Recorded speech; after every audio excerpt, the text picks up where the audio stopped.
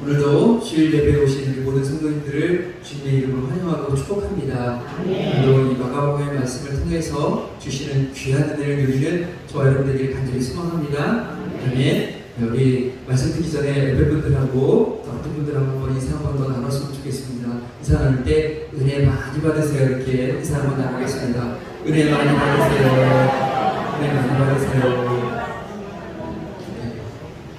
네, 우리가 인사 나눈 대로 오늘 말씀에 통해서 주시는 큰 은혜를 드리는 저 여러분에게 간절히 소망합니다. 네. 네, 우리가 성경을 평소에 읽다 보면 말씀이 좀 산게 보일 때가 있습니다. 평소에는 그냥 읽고 지나갔던 그런 말씀인데 이번에는 이 말씀이 눈에 띄고 이 말씀이 이렇게 중요한 말씀이었구나 라는 그런 생각이 들 때가 있다는 것이죠. 우리 성도님들도 이런 경험은 좀 한 번쯤은 다 해보셨지 않을까 하는 생각이 드는데요. 저는 오늘 이 본문을 읽으면서 그런 경험들을 좀 해봤습니다. 오늘 이 마가복음의 이 말씀, 그것을 사실 설교 준비하면서 여러 번 읽었어요. 마가복음 설교 준비하면서 마가복음 전체를 여러 번 읽었는데 그때 이 본문은 사실 어떻게 보면 그냥 지나가는 말씀이었거든요. 중요한 사건이 기록된 것도 아니고 그래서 그냥 읽고 지나갔는데 근데 이 본문을 처음에 또 설교를 해야 되겠다. 이 본문을 가지고 말씀을 전해야 되겠다. 이런 생각도 사실은 하지 않았습니다. 그런데 설교를 제가 준비하면서 3장부터 다시 한번 쭉 읽는데 이 본문이 좀 눈에 띄더라고요. 처음에 어떤 것이 눈에 띄었냐면 이 본문에는 병행구절이 없다라는 게 좀 눈에 띄었어요. 병행구절이 뭐냐면 다른 복음서에 같은 내용이 이렇게 기록되어 있는 것을 병행구절이라고 불러요. 보통 위에 제목이 있고 그 옆에 보면 마태복음이나 누가복음 몇 장 몇 절 이렇게 되어 있는 게 있습니다. 근데 오늘 우리가 읽은 이 7절 위에 보시면 뭐라고 되어 있죠? 많은 무리가 나아오다. 여러분 성경에 다 그렇게 되어 있으신가요? 네, 그렇게 되어 있으신가요? 네, 다들 좋은 성경들 쓰고 계십니다. 네, 제목이 다 있지요? 네, 다 제목이 있는데 그 옆에 성경이 있습니까? 없습니까? 없죠. 자, 그런데 그 3장 1절만 봐도 3장 1절을 보면 안식일에 손 마른 사람을 고치시다 하고는 그 옆에 성경 구절이 있습니까? 없습니까? 있지요. 근데 오늘 우리가 읽은 본문에는 옆에 성경 구절이, 병행 구절이 있어요? 없어요? 없죠. 네, 이것이 무엇을 말씀하는 거냐면 이 말씀은 마가복음에만 기록되어 있는 말씀이라는 거예요. 이 말씀은 마가복음에만 기록된 그런 말씀입니다. 이런 특이점이 제가 눈에 들어와서 계속 본문을 읽고 또 읽고 또 읽고 이렇게 여러 번 읽으면서 마가가 다른 복음에 없는 이 이야기를 왜 기록해 놨을까? 이 이야기를 통해서 하고 싶은 것은 무엇일까? 이렇게 생각을 해보았습니다. 이 말씀을 계속 그렇게 묵상하면서 들었던 생각이 마가가 오늘 말씀을 통해서 우리에게 중요한 이야기를 하고 있구나 라는 것을 보게 되었습니다. 바로 오늘 설교의 제목처럼 오해하지 말아야 한다는 것, 그것을 말씀하시는 것입니다. 구체적으로는 예수님을 오해하지 말아야 한다고 우리에게 말씀하고 있는 것입니다. 자, 예수님을 우리가 믿고 있는데 왜 예수님을 오해하지 말아야 하는지, 그것이 왜 우리에게 중요한지를 오늘 말씀을 통해서 같이 한번 나눠보도록 하겠습니다. 자, 먼저 우리 7절, 8절 말씀을 한 번 더 읽도록 하겠습니다. 7절, 8절 같이 있습니다.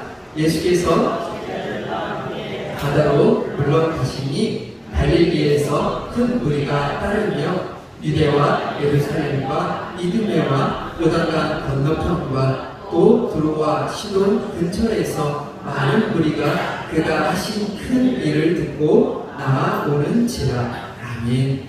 자, 먼저 7절을 보시면 예수님께서 제자들과 함께 바다로 물러가셨다라고 말씀합니다. 이것은 앞에 3장 1절에서 6절의 말씀과 이어지는 내용이에요. 앞에 3장 1절에서 6절에서 예수님께서 무엇을 하셨냐면 안식일에 회당에 들어가서 한쪽 손 마른 사람을 치유해 주셨습니다. 근데 예수님께서 이 사람을 치유해 주시고 나니까 그것을 보고 예수님이 안식일을 어기네? 예수님이 안식일을 어겼어 라고 하면서 바리새인들이 헤롯 당원들과 함께 예수님을 죽이려고 논의했습니다. 예수님이 이것을 아시고 지금 바다로 물러가셨던 것입니다. 그런데 예수님이 이들이 바리새인들이 헤롯 당원들이 나를 죽이려고 하니까 무서워서 물러가신 것은 아니고요. 이들에게 하나님의 말씀을 계속해서 전하고 그 하나님의 말씀의 뜻을 알려주고 전해주었음에도 불구하고 이들이 듣지 않았기 때문에 그들과 잠시 떠나서 이곳 갈릴리 호숫가로 예수님이 오신 것입니다. 그런데 예수님께서 그렇게 갈릴리 호숫가로 나오셨을 때 갈릴리에서 그리고 유대와 예루살렘과 이두메와 요단 건너편과 드로와 시돈 근처에서 많은 사람들이 예수님께 나왔다고 오늘 성경 우리에게 말씀해 주고 있습니다. 지역이 나오니까 여기가 도대체 어디인지 한 번쯤 우리가 보고 가면 좋을 것 같아서 지도 준비했습니다. 지도 한번 보여주시죠. 지도 보시면 저기 3분의 1 위쪽쯤 되는 곳, 하늘색, 파란색으로 보이는 곳 있습니다. 이것이 갈릴리 호수예요. 그 옆에 보면 가버나움이라는 곳이 있습니다. 표시해놨는데 보이시나요? 가버나움이 이 예수님께서 중점적으로 사역하셨던 곳이에요. 그리고 유대와 예루살렘은 어디 있습니까? 조금 아래쪽에 있지요. 바로 남쪽에 위치해 있습니다. 이두메는 어디 있습니까? 가장 아래쪽에 그렇게 위치해 있습니다. 그러니까 예루살렘, 유대, 이두메 이것은 남쪽에 위치한 곳이에요. 그리고 요단강 건너편은 어느 쪽일까요? 지도로 봤을 때 오른쪽, 바로 동편을 의미합니다. 그리고 두로와 시돈은 어디 있습니까? 위쪽에 있죠. 두로와 시돈은 위쪽에 있습니다. 바로 북쪽입니다. 자, 곧 예수님께서 지금 이 큰일, 예수님께서 병자들을 고치시고 귀신을 내어쫓는 이 일들을 하시고 나니까 그 예수님께서 하신 일을 듣고 많은 사람들이 남쪽에서, 동쪽에서, 북쪽에서 이렇게 사방에서 예수님을 찾아서 지금 왔다고 말씀해주고 있는 것입니다. 자, 지도 내려주셔도 좋고요. 자, 그런데 이런 사람들을 보시고 오늘 예수님께서는 어떻게 하셨습니까? 그들을 다 치유 주셨을까요? 그렇지 않아요. 우리 9절 말씀을 보시면 예수님께서는 작은 배를 대기하도록 제자들에게 명하셨다라고 말씀하고 있습니다. 예수님께서 그 사방에서 나온 그 사람들을 다 치유해 주신 것이 아니라 오히려 지금 어떻게 하십니까? 그들과 떨어지기 위해서 작은 배를 준비하라고 그렇게 말씀하셨다는 거예요. 자, 그러면 예수님께서 사역을 하시면서 많은 병자들을 치유해 주셨습니까? 치료해 주지 않으셨습니까? 치료해 주셨죠. 예수님께서 사역하시면서 귀신들을 내어 쫓으셨습니다. 자, 그런데 예수님께서 그런 일들을 하셔놓고 왜 이번에는 그들을 치유하시기보다는 그들과 떨어지려고 하셨을까요? 그 이유가 무엇일까요? 자, 그 이유를 오늘 우리 10절 말씀에서 찾아볼 수 있습니다. 우리 10절 같이 읽겠습니다. 시작. 이는 많은 사람을 고치셨으므로 병으로 고생하는 자들이 예수를 만지고자 하여 몰려왔으나. 아멘. 자, 10절에 보면 많은 사람들이 병으로 고통받고 있던 그 많은 사람들이 예수님께 몰려왔어요. 그들이 와서 무엇을 했냐면 예수님을 만지고자 하여 몰려왔다고 말씀하고 있습니다. 그러니까 그들이 병 고침을 위해서 예수님을 만지고자 몰려왔다는 거예요. 근데 우리가 이 성경만 읽으면 이 사람들이 그냥 예수님께 잠깐 손을 대기 위해서 이렇게 왔구나 이런 생각을 하실 수 있어요. 왜냐하면 그 12의 혈루증 앓던 여인이 어떻게 했습니까? 예수님께 와서 옷감을 만져도 병을 낫겠다 하면서 옷감을 만졌거든요. 그런 것을 우리가 알고 있으니까 이 사람들도 예수님을 그냥 살짝 만지려고 했겠지 이렇게 생각할 수 있는데 그런 의미가 아닙니다.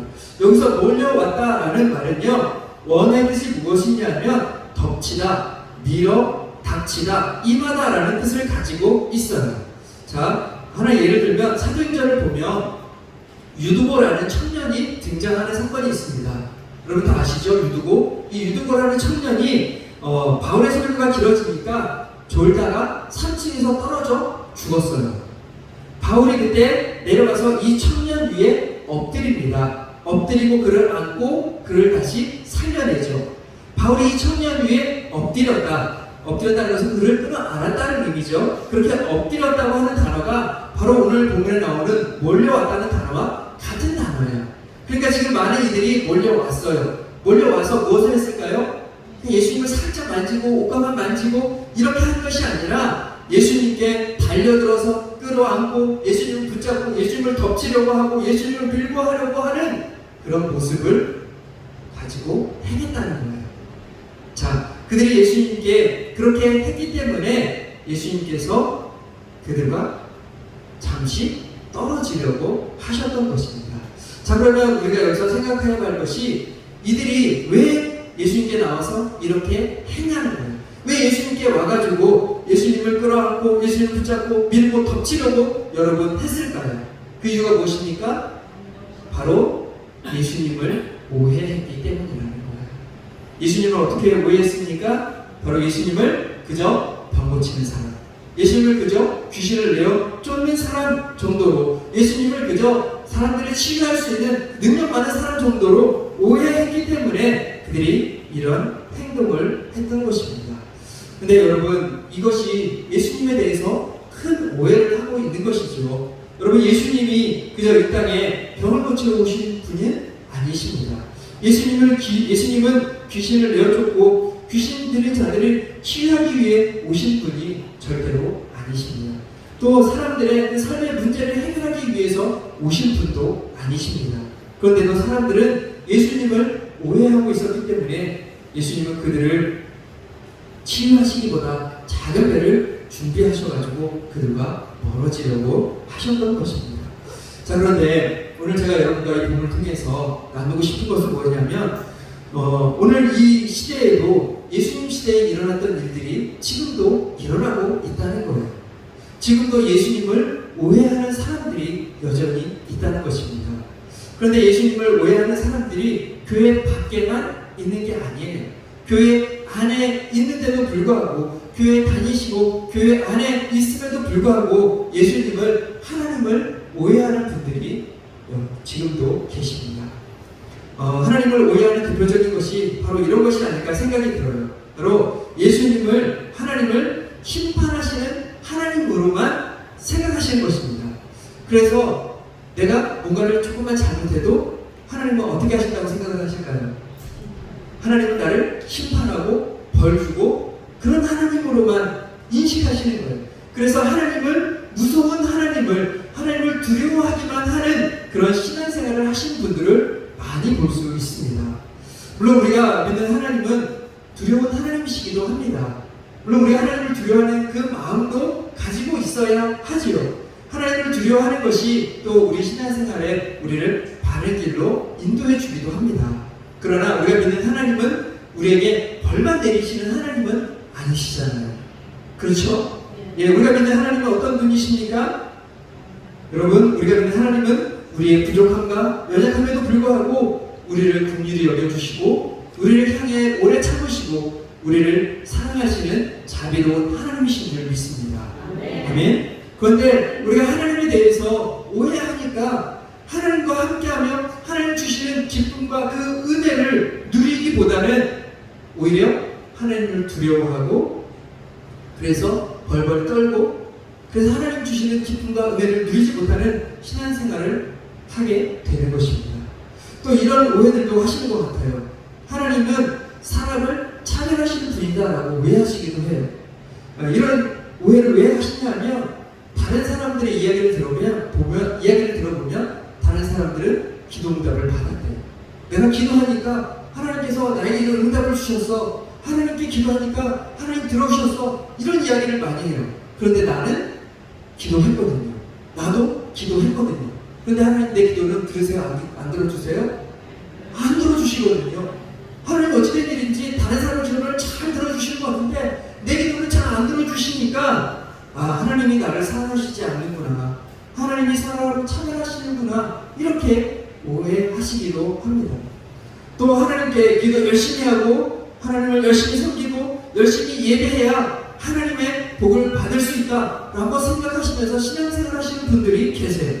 이것도 여러분 하나님을 오해하시는 거예요. 하나님을 나의 잘됨을 위한 도구로 오해하는 그런 신앙인 것입니다. 이 외에도 우리가 하나님을 오해하고 있는 것이 여러분 얼마나 많은지 몰라요. 근데 우리가 하나님을 왜 오해할까요? 이 땅을 살아가는 동안, 우리가 신앙생활 하는 동안 여러분 우리가 왜 하나님을 오해할까요? 우리가 하나님을 왜 오해하는지 우리 성경 한 곳을 같이 한번 읽어보도록 하겠습니다. 우리 마태복음 22장 29절 말씀입니다. 우리 같이 함께 읽겠습니다. 예수께서 대답하여 이르시되 너희가 성령도 하나님의 능력도 알지 못하는 거로 오해하였도다. 아멘. 우리 한 번 더 읽어볼까요? 예수께서 대답하여 이르시되 너희가 성령도 하나님의 능력도 알지 못하는 거로 오해하였도다. 아멘.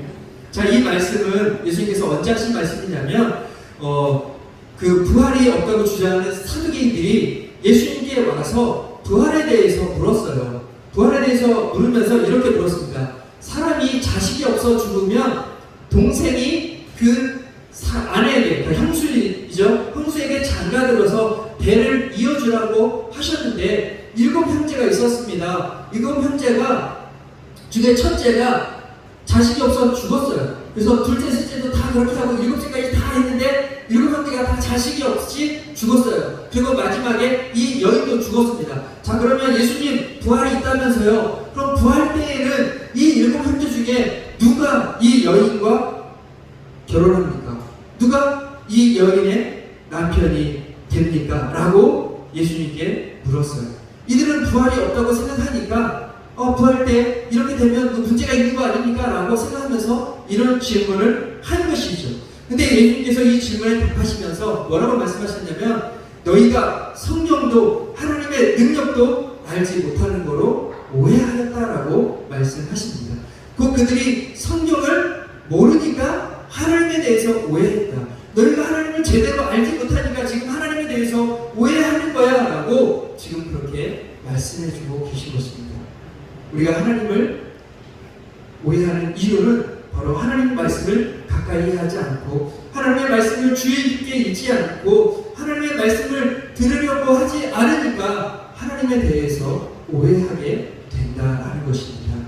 오늘 예수님께서도 작은 배를 데려고 하신 이유도 바로 그들이 그렇게 예수님을 오해했기 때문에, 그렇기 때문에 그들을 치유하시기보다 바로 예수님이 누구신지를 알려주시기 위해서 예수님께서 그들과 떨어지셨던 것입니다.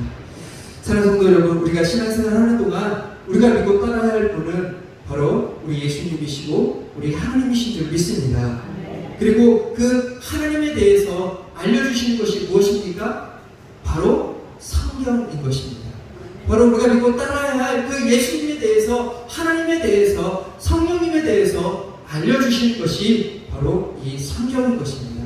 이 성경을 우리가 읽지 않으면 하나님에 대해서, 예수님에 대해서, 성령님에 대해서 우리가 알 수 없고 그리고 오해할 수밖에 없다라는 것입니다. 그리고 예수님에 대해서, 하나님에 대해서, 성령님에 대해서 오해하게 되면 어떻게 될까요? 우리가 그 좋으신 예수님을, 그 좋으신 하나님을 누리고 경험하기보다는 우리가 불행한 신앙생활을 할 수밖에 없는 거예요. 예수님을 바르게 알면 그 복음의 은혜와 감격을 누릴 수 있는데 예수님에 대해서 오해하면 오히려 불행한 신앙생활을 하게 되는 것입니다. 사랑하는 성도 여러분, 우리가 하나님 앞에 설 때까지 성경을 통해서 하나님 알아가기를 힘쓰는 저와 여러분 되기를 간절히 소망합니다. 아멘이십니까? 네. 그래서 우리가 하나님을 알고 그 하나님을 바르게 믿고 섬기고 그리고 또 하나님을 알아감을 통해서 그 하나님이 어떤 분이신지를 그 알을 통해서 하나님을 풍성히 누리며 살아갈 수 있는 저와 여러분 되기를 주님의 이름으로 축원드립니다. 아멘. 마지막으로요, 오늘 본문을 보면요, 예수님께서 귀신들에게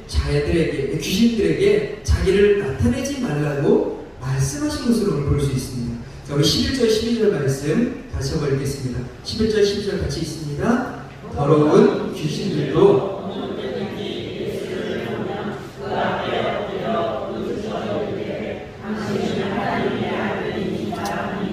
예수께서 자기를 나타내지